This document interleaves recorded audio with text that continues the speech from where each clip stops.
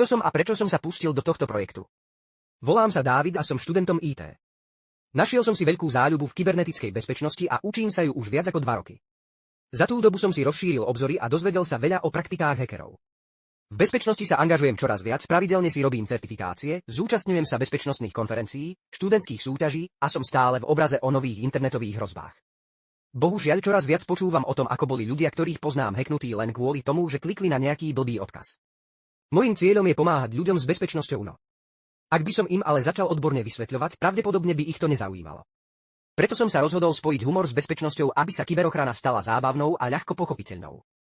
Mojím cieľom je, aby ste si z každého videa odniesli niečo užitočné, jednoducho a zrozumiteľne. Ak máte otázky, pokojne mi napíšte správu, rád pokecám. Máte nápad na ďalšie video?